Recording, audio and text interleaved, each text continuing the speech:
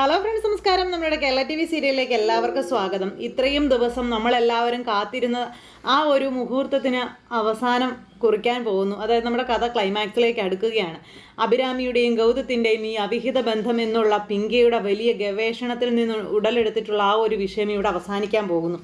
എന്തായാലും പിങ്കി പറഞ്ഞത് കേട്ട് ഒന്നും നോക്കാതെ നമ്മുടെ നന്ദ നേരെ വെച്ച് പിടിച്ചു ഗൗതത്തിനെയും കാമുകിയെയും കൈയോടെ പിടികൂടാനായിട്ട്. ഇതേ സമയത്ത് നമ്മുടെ അർജുനും ഗൗതത്തെ പിന്തുടർന്ന് പോയിക്കൊണ്ടേയിരിക്കുകയാണ്.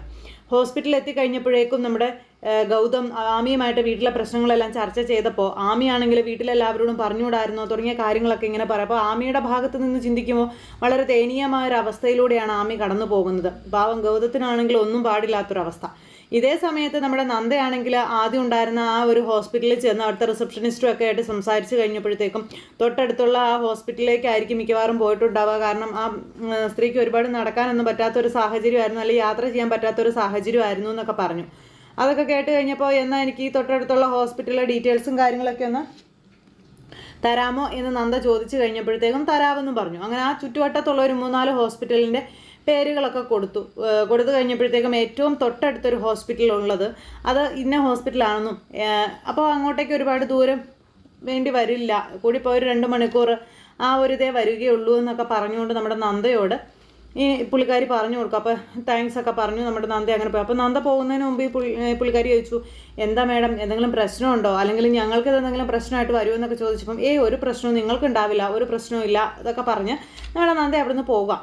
നന്ദ എന്തായാലും ആ ഒരു ഹോസ്പിറ്റലിൽ തേടി പിടിച്ചിങ്ങനെ പോകുന്നു. ഈ സമയത്താണെങ്കിൽ നമ്മുടെ അർജുൻ ആ കടക്കാരൻ പറഞ്ഞനുസരിച്ച് പോയെടുത്തുനിന്ന് തിരിഞ്ഞ് അദ്ദേഹം പറഞ്ഞ വഴി കയറി ആ ഹോസ്പിറ്റലിൻ്റെ മുറ്റത്ത് വരെ എത്തി, ഹോസ്പിറ്റലിലേക്ക് കയറി ചെല്ലുന്നു. ഈ സമയത്താണ് ആമി അങ്ങോട്ടേക്ക് വരുന്നത്. അപ്പോൾ ആമി അവിടെ അപ്പോൾ ഗൗതം എന്തോ മരുന്നോ മറ്റോ മേടിക്കാൻ പോയി കഴിഞ്ഞപ്പോഴത്തേക്കും ആമി അതുവഴി ഇങ്ങനെ വന്നു. അപ്പോൾ എന്തൊക്കെയോ ഒരു പ്രശ്നവും കാര്യങ്ങളൊക്കെ നമ്മുടെ ഗൗതത്തിന് പെട്ടെന്ന് ഫീൽ ചെയ്തു. ഗൗതം അന്നേരത്തേന് ആമിയെ ഫോണിൽ വിളിച്ചിട്ട് പറഞ്ഞു ഒന്ന് അവിടെ നിന്ന് മാറണം എന്ന് പറഞ്ഞു. അങ്ങനെ നമ്മുടെ ആമി ഗൗതം പറഞ്ഞ അനുസരിച്ച് മാറാനായിട്ട് അങ്ങനെ ഇറങ്ങി, റൂമിൽ നിന്ന് ഇറങ്ങി അങ്ങ് നടന്നു പോകുമ്പോഴാണ് നമ്മുടെ അർജുൻ ഇങ്ങനെ പരിസരബോധം പോലും എന്താണ് നടക്കുന്നതെന്ന് പോലും അറിയാതെ, അതായത് ഒരാളെ തിരയുകയാണല്ലോ, ഗൗതമേട്ടൻ എങ്ങോട്ടാണ് പോയതെന്ന് തിരയുകയാണല്ലോ. അപ്പോൾ അതിൻ്റേതായ ആ ഒരു ഇതിലിങ്ങനെ നിൽക്കുന്നത് കൊണ്ട് മുന്നിൽ വന്ന് പെടുന്നവരെ പോലും കാണുന്നില്ല.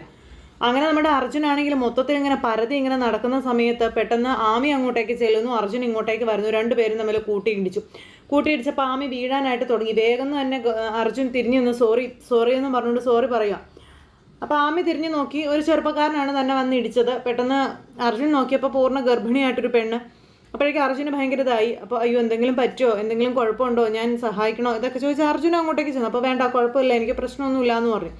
അങ്ങനെ ഇവർ രണ്ടുപേരും കുറേ നേരം ഇങ്ങനെ നോക്കി നിന്നു കേട്ടോ. അപ്പോൾ എന്തൊക്കെയോ എവിടെയൊക്കെയോ ഒരു പരിചയം അങ്ങ് വരുന്നുണ്ട്. പക്ഷെ അത് പൂർണ്ണമായി ഇവർക്ക് മനസ്സിലാക്കാനായിട്ട് പറ്റണമില്ല. അങ്ങനെ ഇവരിങ്ങനെ നോക്കി, അത് കഴിഞ്ഞപ്പം എന്തെങ്കിലും ബുദ്ധിമുട്ടുണ്ടെങ്കിൽ പറയണം കേട്ടോ, ഞാൻ റൂമിലേക്ക് ആക്കണോ, അല്ലെങ്കിൽ ഞാൻ എവിടെയെങ്കിലും കൊണ്ടുപോകേണ്ട കാര്യമുണ്ടോ, ഇതൊക്കെ അർജുൻ ചോദിക്കുന്നുണ്ട്. കുഴപ്പമില്ലെന്നും പറഞ്ഞുകൊണ്ട് നമ്മുടെ ആമി ഇങ്ങനെ അവിടെ നിന്ന് പോകാൻ ധൃതി കൂട്ടുക. അങ്ങനെ ആമി ധൃതി കൂട്ടിയപ്പോൾ തന്നെ അർജുൻ എന്തൊക്കെയോ ഒരു സംശയം പോലെ, ഇതെന്താ ഈ പുള്ളിക്കാരി ഇങ്ങനെ ധൃതി കൂട്ടി ഓടാനായിട്ട് ശ്രമിക്കുന്നത് എന്നുള്ള ഒരു ചിന്ത. അപ്പോൾ അർജുൻ ഇങ്ങനെ പുള്ളിക്കാരി ശ്രദ്ധിച്ചു. എന്നിട്ട് ഒന്നുമല്ല, എന്തേലും ആവട്ടെ എന്ന് വിചാരിച്ചിട്ട് അർജുൻ ഇങ്ങ് പോകുന്നു. അപ്പോഴും ഗൗതമേട്ടൻ എവിടെയാണെന്നുള്ളൊരു അന്വേഷണത്തിനാണല്ലോ വന്നിരിക്കുന്നത്. വേഗം തന്നെ നമ്മുടെ ആമി പോയി ബാത്റൂമിലേക്ക് കയറി. അപ്പോൾ ആമി ബാത്റൂമിലേക്ക് കയറി കഴിഞ്ഞാൽ പിന്നെ സ്ത്രീകളുടെ ബാത്റൂമിലേക്ക് പെട്ടെന്നൊന്നും ആരും അന്വേഷിച്ച് പിടിച്ച് വരത്തില്ലല്ലോ. അപ്പോൾ അതുകൊണ്ട് തന്നെ നമ്മുടെ ആമി അവിടെ കയറി ഇങ്ങനെ ഇരിക്കുന്നു. അപ്പോഴും ആമിക്ക് ഭയങ്കരമായിട്ടുള്ള ബുദ്ധിമുട്ടുകളുണ്ട് കേട്ടോ, ശാരീരികമായിട്ടുള്ള ഒരുപാട് ബുദ്ധിമുട്ടുകളും കാര്യങ്ങളൊക്കെ ഉണ്ട്.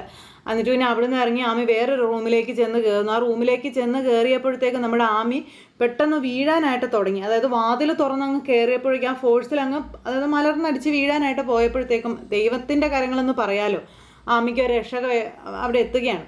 അങ്ങനെ നമ്മുടെ ആമി അവിടുന്ന് വീഴാതെ ഒരു തരത്തിൽ രക്ഷപ്പെട്ടു. അങ്ങനെ വീണിരുന്നെങ്കിൽ ആമിയുടേതോ കുഞ്ഞിൻ്റേതോ ആരുടെയെങ്കിലും ജീവനത് ആപത്തായേനെ. അങ്ങനെ അതെല്ലാം ആകെ പ്രശ്നമായിട്ട് ആമി ഇങ്ങനെ എല്ലാം തരണം ചെയ്ത് എവിടുന്നെല്ലാം ഒളിച്ച് അങ്ങനെയൊക്കെ നമ്മുടെ ആമി ഇങ്ങനെ തലനാരിഴയ്ക്ക് രക്ഷപ്പെട്ട് ഇങ്ങനെ നിൽക്കുകയാണ്. ഈ സമയത്ത് നമ്മുടെ ഗൗതമാണെന്നുണ്ടെങ്കിൽ ആമി അങ്ങോട്ട് പോയി. അപ്പോൾ ആമി കൃത്യമായിട്ട് എവിടെയാണ് ഇപ്പോൾ ഉള്ളതെന്നുള്ള കാര്യം ഗൗതത്തിന് അറിയില്ല. കാരണം ഗൗതത്തിന് അന്വേഷിച്ച് പോകാനായിട്ടൊരു ഇത് കിട്ടുന്നില്ല. ഗൗതം ആകെ ഇങ്ങനെ ടെൻഷൻ അടിച്ച് നിൽക്കുക. ആ സമയത്താണ് നമ്മുടെ നന്ദ ഹോസ്പിറ്റലിലേക്ക് ചെല്ലുന്നത്. നന്ദ ഹോസ്പിറ്റലിലേക്ക് ചെന്ന് കഴിഞ്ഞപ്പോഴത്തേക്കും നമ്മുടെ ഗൗതം അവിടെ ഉണ്ടോ, അല്ലെങ്കിൽ ആമി എവിടെയാണ്, ഇതൊക്കെ അറിയാനായിട്ട് ആ റിസപ്ഷനിൽ ഇങ്ങനെ അവിടെ ഇങ്ങനെ ചോദിച്ചു, ഇങ്ങനെ ഒരു പേഷ്യൻ്റ് ഇവിടെ ഉണ്ടോ എന്നുള്ള കാര്യം. അപ്പോൾ ഉണ്ട് എന്നുള്ള കാര്യം പറഞ്ഞു കഴിഞ്ഞപ്പോഴത്തേക്കും നമ്മുടെ ആമി ഗൗതത്തിൻ്റെ കൂടെ ഇവിടെ ഉണ്ട് എന്നുള്ള കാര്യം മനസ്സിലായി. പെട്ടെന്ന് തന്നെ നമ്മുടെ നന്ദ വേഗം അകത്തേക്ക് കയറി ചെല്ലുക. അപ്പം നന്ദ അകത്തേക്ക് കയറി ചെന്നിങ്ങനെ എല്ലായിടും ഒന്നിങ്ങനെ നോക്കിക്കഴിഞ്ഞപ്പോഴത്തേക്കും നമ്മുടെ ഗൗതത്തിനെ അവിടെ വെച്ച് കണ്ടു. ഗൗതത്തിനെ അവിടെ വെച്ച് കണ്ടപ്പോഴത്തേക്കും നന്ദ ശരിക്കും ഞെട്ടി കേട്ടോ. അപ്പോൾ അവരെല്ലാം പറഞ്ഞത് ശരിയായിരുന്നു എന്നുള്ളൊരു രീതിയിൽ തന്നെ ആ ഒരു കാര്യം മനസ്സിലാക്കിക്കൊണ്ട് നമ്മുടെ നന്ദ ഇങ്ങനെ അവിടെ നിൽക്കുന്നു. അത് കഴിഞ്ഞിട്ട് നന്ദ നേരെ ഗൗതത്തിൻ്റെ അടുത്തേക്ക് ചെന്നു. ഗൗതത്തിൻ്റെ അടുത്തേക്ക് ചെല്ലുന്ന സമയത്ത് ഗൗതം നന്ദയെ കണ്ടതും പേടിച്ച് വിറച്ചിങ്ങനെ നിൽക്കുക. അപ്പോൾ സാർ അവിടുന്ന് പോകുന്നത് ഇങ്ങോട്ടായിരുന്നല്ലേ എന്ന് ധൃതി പിടിച്ച് എല്ലാവരെയും വെറുപ്പിച്ച്, അല്ലെങ്കിൽ എല്ലാവരുടെയും ഉത്തരം മുട്ടിച്ച് പോകുന്നത് ഇങ്ങോട്ടായിരുന്നല്ലേ എന്ന് നന്ദ ചോദിച്ചപ്പോഴത്തേക്കും ഗൗതം ഉത്തരം മുട്ടി മിണ്ടാട്ടം മുട്ടി ഇങ്ങനെ അവിടെ നിൽക്കുക. ഒന്നും മിണ്ടാൻ പറ്റുന്നില്ല. കാരണം എന്താ, നന്ദ ഒന്ന് ഇരുത്തി ചോദിച്ച് അവിടെ തീർന്നുമല്ല. അപ്പം നന്ദ ഞാനൊന്ന് പറയട്ടെ എന്ന് പറയുമ്പോൾ വേണ്ട, നിങ്ങളൊന്നും പറയണ്ട, നിങ്ങൾ കൂടുതൽ എൻ്റെ മുന്നിൽ കളിക്കാൻ നിൽക്കരുത് എന്നിങ്ങനെ പറഞ്ഞു. നിങ്ങളെ വിശ്വസിച്ച് ഞാനാണൊരു മണ്ടി. ഞാൻ നിങ്ങളെ വിശ്വസിച്ചതാണ് എൻ്റെ ജീവിതത്തിൽ ഞാൻ ചെയ്ത ഏറ്റവും വലിയ തെറ്റ് എന്ന് നന്ദ ഗൗതത്തിനോട് പറയുക. അപ്പോൾ ഗൗതമാണെങ്കിൽ പറയാൻ ശ്രമിക്കുന്നുണ്ടെങ്കിൽ നന്ദ സമ്മതിക്കുന്നില്ല. കൂടുതൽ നിങ്ങൾ സംസാരിച്ചാൽ നിങ്ങളുടെ കാമുകയുണ്ടല്ലോ അഭിരാമി, അവൾ ഇപ്പോൾ പോലീസിൻ്റെ പിടിയിലാകും. കാണണോ നിങ്ങൾക്കൊന്ന് ചോദിച്ചു. ഇനിയും എന്നെ വിഡ്ഢിവേഷം കെട്ടിക്കാൻ നിങ്ങൾ നോക്കരുത് എന്ന് നന്ദ പറയാം. എന്നിട്ട് നന്ദ അവിടെ നിന്ന് നമ്മുടെ ഗൗതത്തിനോടെല്ലാം അങ്ങ് പറഞ്ഞില്ലേ, നിങ്ങൾ ആരെയാണ് ഒളിച്ചു താമസിപ്പിക്കുന്നതെന്നും അതുപോലെ ആർക്ക് വേണ്ടിയിട്ടാണ് ഇതുപോലെ നിങ്ങൾ കിടന്ന് നെട്ടോട്ട് ഓടുന്നതെന്നും അറിഞ്ഞിട്ട് തന്നെയാണ് ഞാൻ ഇങ്ങോട്ടേക്ക് വന്നിരിക്കുന്നത്. ആരാണ് അഭിരാമി എന്ന് അറിഞ്ഞിട്ട് തന്നെയാണ് ഞാൻ ഇങ്ങോട്ട് വന്നിരിക്കുന്നത്. ഇതൊക്കെ പറഞ്ഞുകൊണ്ട് നമ്മുടെ നന്ദ ഇങ്ങനെ ഗൗതത്തിനെ വെല്ലുവിളിക്കുന്നു.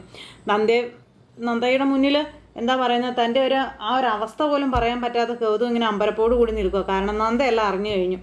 നന്ദയെല്ലാം അറിഞ്ഞ സ്ഥിതിക്ക് ഇനിയിപ്പോൾ അധികം താമസിയാതെ ഇത് പോലീസ് അറിയും എന്നുള്ള കാര്യം ഉറപ്പായി നന്ദയ്ക്ക്, ഗൗതത്തിന്. അപ്പം നന്ദ ഇത് പറയും എന്നുള്ള കാര്യം.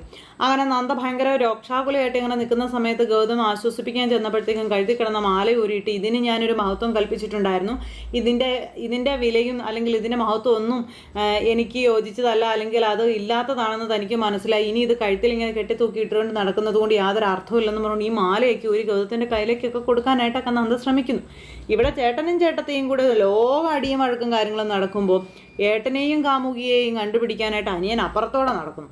അപ്പോൾ എന്തായാലും അങ്ങനെ മൊത്തത്തിൽ ഒരു പ്രശ്നങ്ങൾ നിറഞ്ഞൊരു എപ്പിസോഡാണ് നാളത്തേത്. എന്തായാലും കഥ ക്ലൈമാക്സിലേക്ക് 1 അല്ലെങ്കിൽ 2 ദിവസത്തിനുള്ളിൽ അഭിരാമി എന്ന് പറയുന്ന ചാപ്റ്റർ ക്ലോസ് ചെയ്യും. അതോടുകൂടി ഇനി അടുത്ത പുതിയ വിഷയങ്ങളായിരിക്കും ഇന്ത്യവരം തറവാട്ടിലും നന്ദയ്ക്കും ഗൗതമിനും ഒക്കെ ഇടയിലും അതുപോലെ പിങ്കിക്കിടയിലും ഒക്കെ വരാൻ പോണത്. അപ്പോൾ ആരും തന്നെ മിസ് ചെയ്ത് കളയാതെ എല്ലാവരും കാത്തിരുന്ന് കാണണം കേട്ടോ. എല്ലാവർക്കും നല്ലൊരു ദിവസം ആശംസിക്കുകയാണ്.